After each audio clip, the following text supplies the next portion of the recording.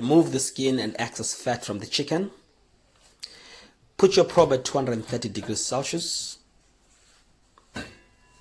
The water bubbles will show that the electric skillet is hot enough to cook the chicken. Place your chicken, the bone facing down. If you close the lid, it will cook like KFC. If you open little jar, it will be grilled like Nando's. Turn your chicken. Ooh, you need to taste this chicken.